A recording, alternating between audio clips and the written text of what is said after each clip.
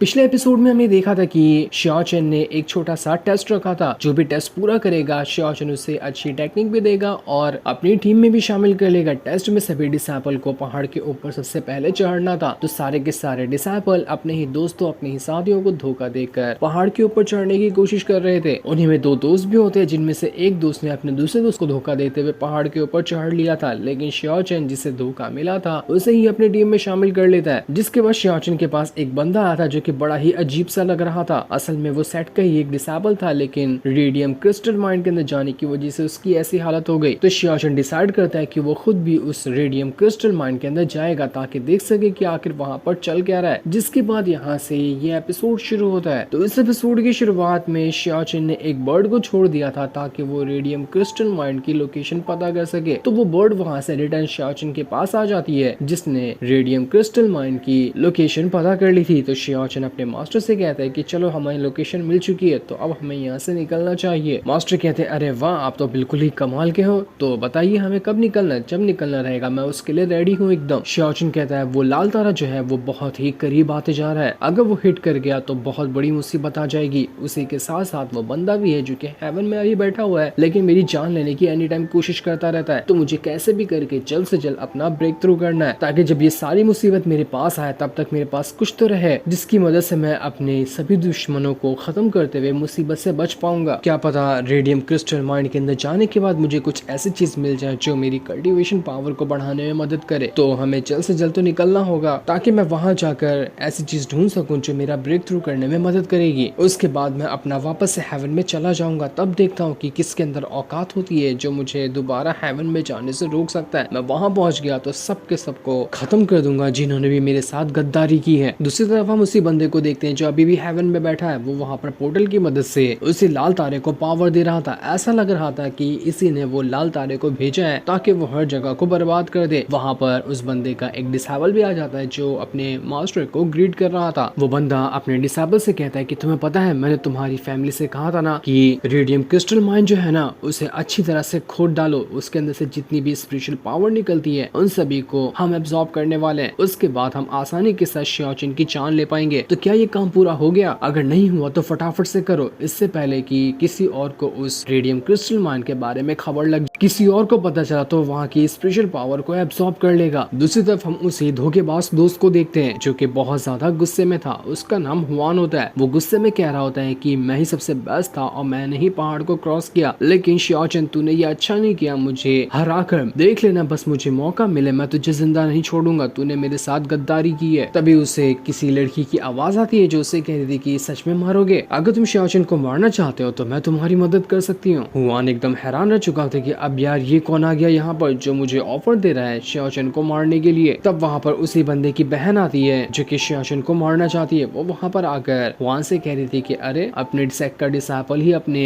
Master को मारना चाहता है, बड़ी अच्छी बात है। हुआन को यहाँ पर डर लग गया था कि कहीं ये यहाँ पर मेरी ही जान ना ले ले। तो सबसे पहले वो उस लड़की के ऊपर अटैक करने की कोशिश करता है, लेकिन वो तो एक ही उंगली से हुआन को उड़ाकर वहाँ से बहुत दूर फेंक देती है, जिस वजह से तो हुआन की हालत खराब हो चुकी थी। वो लड़की वहाँ पर हुआन से कहती है कि तुम जैसे बंदों को ना हम लोग बहुत ज्यादा पसंद करते हैं जो किसी को धोखा देते हैं। ऐसे ही बंदे की तो हम तलाश में थे। मैं हेवन से आई हूँ और तुम्हारी हर एक ख्वाहिश को पूरा कर सकती है, बस तुम्हें मेरा काम करना होगा। हुआन एकदम हैरान रह चुका था कि क्या सच में ये हेवन से आई है? ये तो बहुत ज्यादा पावरफुल लग रही है, इसलिए ये मुझे काफी अच्छी अच्छी चीजें भी दे सकती है जिससे मैं शियाओचेन को मार पाऊंगा। तो वहाँ पर उस लड़की की बात मान लेता है कि जैसा आप कहेंगे मैं वो करने के लिए तैयार हूँ। ये सुनते ही वो जो लड़की थी अपने पास से एक बुक निकालती है जिसके अंदर हेवनली टेक्निक वगैरह लिखी हुई थी। तो वो उनमें से कुछ टेक्निक हुआन को सिखाने लग जाती है ताकि उन टेक्निक का इस्तेमाल करते हुए वो शियाओचेन को मार डाले। उस लड़की ने वहाँ पर एक फिनिक्स बर्ड की स्पिरिट को बाहर निकाल लिया था जो कि सीधा का सीधा अब वो हुआन के अंदर डाल देती है। इस वजह से तो हुआन को बहुत ज्यादा तकलीफ होने लग गई थी, लेकिन उसके अंदर फिनिक्स गॉड की पावर भी आ रही थी। वो लड़की हुआन को ये भी ऑफर देती है कि अपना वादा याद रखना, बस शियाओचेन को मार देना। तुमने शियाओचेन को मार दिया तो मैं खुद तुम्हें अपने साथ हेवन में ले जाऊंगी। हुआन के तो यहाँ पर पर खुशी का ठिकाना नहीं था, वो फूला नहीं समा रहा होता है कि मैं बिल्कुल मार दूंगा शियाचन को, मुझे हेवन में जाने का मौका जो मिलेगा। दूसरी तरफ हम जियानमिंग को देखते हैं जो तालाब के किनारे अपने मिंडेक बीस्ट के साथ खेल रही थी, लेकिन जैसे वो वहाँ पर होती है तभी उसे हुआन की आवाज सुनाई देने लग जाती है, तो वो छुप कर उसकी बातें सुनने लग गई थी। हुआन अपने और साथियों को भड़का रहा था कि तुम लोग मेरा साथ दो, हम सब मिलकर शियाचन को मार डालेंगे, उसके बाद हम हेवन में जा सकते हैं। हेवन का नाम सुनते ही बाकी साथी लोग भी यहाँ पर हुआन का साथ देने के लिए पूरी तरह से तैयार हो चुके, लेकिन इस चीज को सुनकर जियानमिंग एकदम घबरा जाती है कि अरे बाप रे, ये लोग तो यहाँ पर शियाचन को ही मारने की प्लानिंग कर रहे हैं, नहीं मुझे इसके बारे में शियाचन को बताना पड़ेगा। उसी के साथ साथ वहाँ पर वो जो जंगली लड़की थी वो भी ये सारी बात सुन लेती है, वो भी घबरा चुकी थी कि नहीं हमें शियाचन को बचाना पड़ेगा। दूसरी तरफ हम उसी बुढ़िया को देखते हैं जिसने जियानमिंग का इलाज किया था, वो भाग कर लॉस्ट सोल वैली में आती है जहाँ की जो लीडर है वो असल में किंग राव है। वहाँ पर आने के बाद बुढ़िया को तो लॉस्ट सोल वैली दिखाई ही नहीं देती, वो एकदम हैरान और अंदर से खुश भी हो जाती कि अरे वाह, लगता है लॉस्ट सोल वैली पूरी तरह से गायब हो गई, इन लॉस्ट सोल वैली वालों ने मुझे कई साल से कैद करके रखा हुआ था, लेकिन अब फाइनली यहाँ पर लॉस्ट सोल वैली गायब हो चुकी है तो मैं भी आजाद हो गई हूँ, अब मैं फटाफट से यहाँ से भाग जाती हूँ, मुझे कोई फर्क नहीं पड़ता किसी का। लेकिन जैसे वो भाग रही थी उसे किंग राव की आवाज सुनाई देती है, वो बुढ़िया से कह रही थी कि अरे इतना आसान नहीं होगा मुझसे बचकर भागना, तुम मेरे कंट्रोल से निकल जाओ, ऐसा मैं होने नहीं दे सकती। लॉस्ट सोल वैली कहीं नहीं गई बल्कि वो तुम्हारे आंखों के सामने है, लेकिन तुम मेरे इल्यूजन में ट्रैप हो चुकी हो तो तुम्हें वो दिखाई नहीं दे रहा। क्या तुम वो लेकर आए जिसे लाने के लिए मैंने तुम्हें भेजा था? जिस पर बुढ़िया कह रही होती कि हाँ मैं बिल्कुल वो चीज लेकर आ चुकी हूँ जो कि तुमने लाने कहा था, इसलिए अब मुझे तुम यहाँ पर आजाद कर देना। किंगरा वहाँ पर कह रही थी कि अगर तुम मुझे ढूंढना चाहती हो ना तो तुम्हारे सामने जो पहाड़ है उसके नीचे कूद जाओ, मैं तुम्हें मिल जाऊंगी। बुढ़िया एकदम ज्यादा घबरा जाती कि मैं पहाड़ के नीचे कैसे कूदूं, लेकिन उसके पास दूसरा कोई चारा भी नहीं था तो वो वहाँ से सीधा पहाड़ के नीचे कूद जाती है जहाँ पर एक रास्ता बना हुआ था। तब वहाँ पर किंगरा आती है जो बुढ़िया से कह रही थी कि अरे वाह, तुम बुढ़िया तो बड़ी कमाल की हिम्मत वाली हो, सच में तेरे कहने से पहाड़ से नीचे कूद गई। लाओ बताओ फटाफट, क्या तुमने वो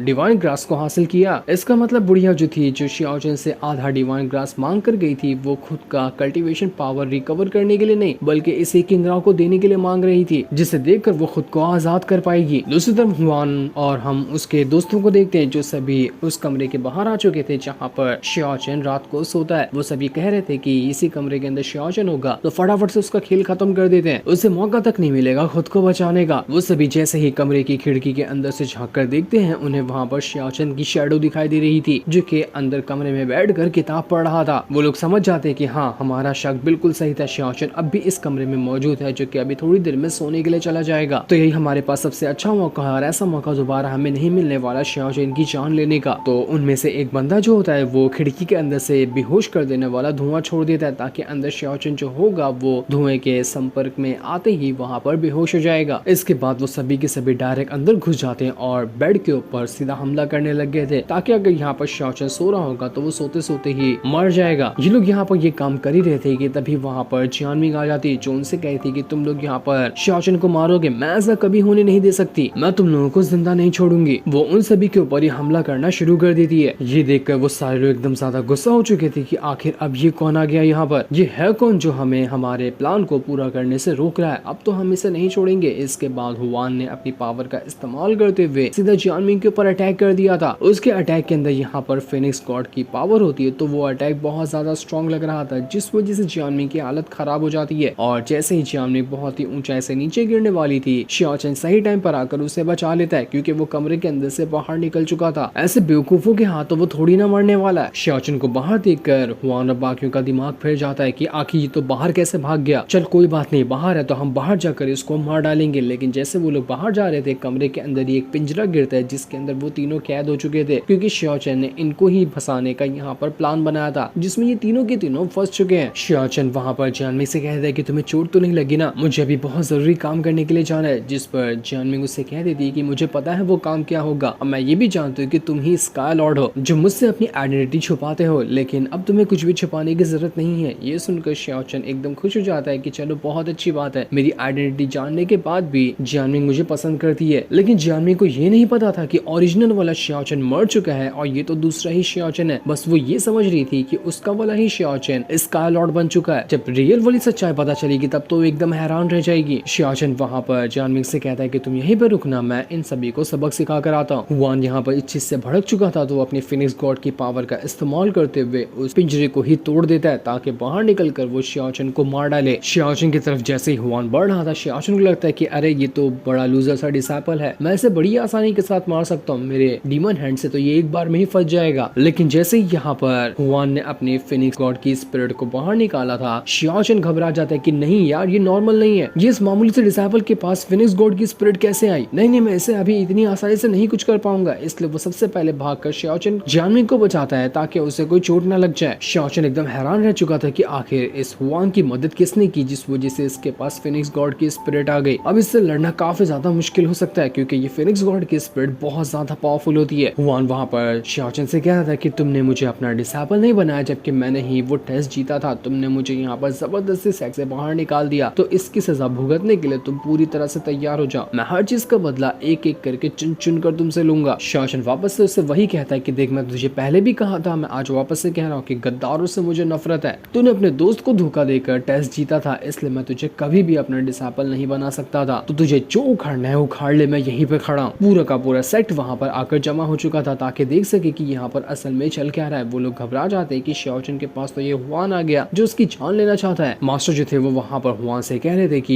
ये क्या कर रहे हो तुम, तुम्हें पता है ना कि शियाचन हमारे सेट को बचाने की कितनी मदद करता है, तुम यहाँ के डिसाइपल होकर अपने ही सेट को बचाने वाले इंसान के ऊपर हमला करना चाहते हो, ऐसा कभी नहीं हो सकता। हुआन मास्टर से कहता है कि देखो मैं तुम्हारा डिसाइपल नहीं रहा, तो डिसाइपल जैसा मेरे पर हुक्म झाड़ने की कोशिश मत करना, मैं चाहूँ तो एक ही बार के अंदर तुझे काट कर आट कर सकता हूँ। इसके बाद हुआन वहाँ पर अपनी फिनिक्स गॉड की स्पिरिट को बाहर निकाल लेता है और उसका इस्तेमाल करते हुए शियाचन के ऊपर अटैक करने के लिए चला गया था। वो कह रहा था जब तक कि शियाचन इस दुनिया में जिंदा है तब तक कि मैं हेवन में नहीं जा सकता, एक बार इसे मार दूं फिर मेरा हेवन में जाने का रास्ता खुल जाएगा। शियाचन यहाँ पर अपनी पावर का इस्तेमाल करते हुए हुआन के अटैक को रोकने की कोशिश कर रहा था, लेकिन ये जितना भी अटैक होता है वो सभी शियाचन की पावर को ही एब्सॉर्ब करते जा रहा था। शियाचन हैरान रह जाता है कि अरे यार ये किस तरह का फिनिक्स गॉड है जो मेरी ही पावर को एब्सॉर्ब कर रहा है। हुआन यहाँ पर शियाचन से कहता है क्यों हवा निकल गई क्या, इतनी जल्दी तेरी हवा निकल गई, मैंने ये नहीं सोचा था, तू तो अभी से डर गया, मेरा जो ये फिनिक्स गॉड की स्पिरिट है ना वो हेवन से आई हुई है जो तेरा बैंड बजाने के लिए आराम से काफी है। शियाचन सबसे पहले जियानमिंग को लेकर मास्टर को देता है और उनसे कहता है कि इसका ख्याल रखना तब तक कि मैं यहाँ पर से कुछ कचड़ा को साफ करके आता हूँ, कचड़े लोग बहुत ज्यादा गंदगी मचा कर रखे हुए हैं। इसके बाद हुआन ने अपने दोनों और साथियों को यहाँ पर बुला लिया था, वो तीनों शियाचन के साथ फाइट करते हुए उसे मारने के लिए तैयार थे और शियाचन बिल्कुल अकेला खड़ा होता है। शियाचन वहाँ पर हुआन से कहता है कि तेरे जैसे बंदे और तेरे साथियों जैसे बंदों से लड़ने के लिए ना मैं अपनी एक उंगली की पावर का भी इस्तेमाल करते हुए तुम्हें खत्म कर सकता हूँ, तो मेरी पावर थोड़ी बहुत खत्म भी हो जाए तुम्हें मारने के लिए तो मुझे इससे कोई फर्क ही नहीं पड़ता। ये सुनकर वो तीनों की तीनों एकदम ज्यादा भड़क जाते और पूरे गुस्से के साथ शियाचन के ऊपर हमला करने के लिए तैयार हो चुके थे ताकि वो उसकी जान ले सके। शियाचन भी इस चीज के लिए पूरी तरह से तैयार था। वो अपने कई सारे घोस्ट हैंड को यहाँ पर बाहर निकालते हुए हुआन के जितने भी डिसाइपल थे उन सभी को पकड़ लेता है, जिस वजह से तो वो लोग उसके अंदर फंस चुके थे। शियाचन वहाँ पर उसे पकड़ने के बाद कह रहा था कि तुम चने लोग ये सोचते हो कि इतनी सी पावर लेकर हेवन में चले जाओगे, साला मैं यहाँ पर इतने टाइम से मर रहा हूँ लेकिन हेवन में नहीं जा पा रहा और तुम लोग सोचते हो कि फोकट में हेवन में चले जाओगे, तुम्हारी ये गलतफहमी तो मुझे आज दूर ही करनी पड़ेगी। लेकिन हुआन यहाँ पर अपनी फिनिक्स गॉड की स्पिरिट का इस्तेमाल करते हुए शियाचन का जो डीमन हैंड था उसे तोड़कर बाहर आ जाता है। वो पूरे गुस्से के साथ शियाचन से कहता है कि आज यहाँ पर मैं मर जाऊंगा या फिर मैं तुझे मार डालूंगा, दोनों में से किसी एक का मरना तो बिल्कुल तय है। वो शियाचन के ऊपर अपनी पूरी जान लगाकर अटैक पे अटैक किए जा रहा था ताकि वो उसकी जान ले सके। उसकी पावर को देखकर शियाचन समझ चुका था कि असल में इसे किसने ये फिनिक्स गॉड की स्पिरिट दी है। वो हुआन से कह रहा होता है जिसने भी